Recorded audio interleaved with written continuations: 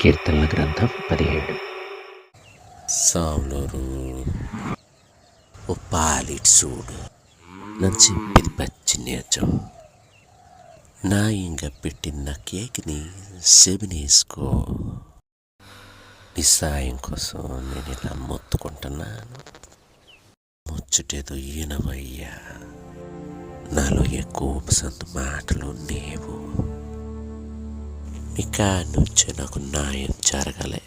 నాకు న్యాయం చెయ్యాలన్నా, అన్యాయం చూడాలన్నా నీ వల్లే అవుతుంది. అందుకే నా మొరని అటు ఇటు తప్పకుండా సులోచనంతో ఒప్పేసుకో. నీ కాడి నుంచి నాకు న్యాయం జరగాలి. ఎవడు మంచోడో ఎవడు చెడ్డోడో నీ కళ్ళతో ఒకసారి చూడు స్వామి. నువ్వు నా గుండెంతకు చూసినా, నడురీతి నన్ను కెలికినా, నన్ను గట్టిగా ఎతికి చూసినా నా మనసులో నీకే చెడ్డ ఆలోచన కనపడదు. నన్ను అంటే తప్పుడు మాట రాదు, అసలు రానీను కూడా. ఊళ్ళో జనం బేపిల్ల ఈదిలో ఏ రంగం వేసేస్తారు. నానట్టంటున్న కాదు సమయం. నీ మాటే నాకు దిక్కు. ఎవడికి కీడు చేయలేదు, ఏ తగవలకి పోనేది. బుద్ధిగా బతికినాను సమయం. ఎప్పుడు నీ అంబటి అడిగి లేచినాను తప్ప నీతో వదిలిపెట్టడంత కూడా పక్క తప్పుకోలేదు. నువ్వు నమ్మరంటామని గట్టి గుర్తునని నీ ముందలు నిలబడ్డాను. నీ చెవి నుంచి నా గోడిని నోరయ్యో.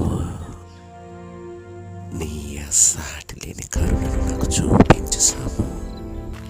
నీ కాలు దగ్గరికి వచ్చినండి నువ్వు ఏలుకుంటావు. నీ కాపల బలం వల్లే మేము ఎదురుల చేతిలో పడకుండా తప్పించుకుంటామా? నన్ను నీ కంటి పాపలా కాపాడు సాము. నీ రెక్కల కింద నన్ను దాచిపెట్టు. పట్టరాని కసితో నా చుట్టూ తిరుగుతున్న ఆ కంత్రిగల చేతిలోంచి నన్ను లాగి బయటెట్టు. అయ్యాదవుల గుప్పిట్లో పడకుండా చూసుకో. అలాగే కనికరం అన్నది లేదయ్యా. పొలుపుతో గొప్పలు చెప్పుకుంటూ అర్రులు సాతున్నారు. నానెక్కడికి పోయిన నా మీద ఎగబడతాను.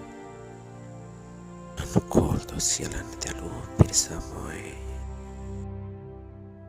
కడుపు మాడిన సింగంలో నన్ను మొక్కలు చెయ్యాలని చూస్తున్నారు.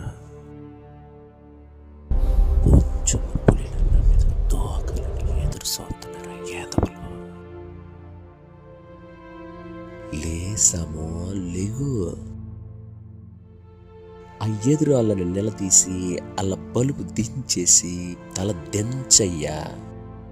నీ కత్తి తీసుకుని దొంగయ్యాల మీద పడి నన్ను కాపాడు సాము. నీ పేద పనికి చేతిలోంచి నన్ను ఈడిపించు. వాళ్ళు ఈ లోక సుఖాలకే అంటుకుపోయినాడు. నీ దగ్గర ఉన్న ఆస్తుల నెలమోహాన పడాయి. వాళ్ళ పిల్లలకి మానవులకి కూడా దక్కని. నాకేమంటూ లేదు.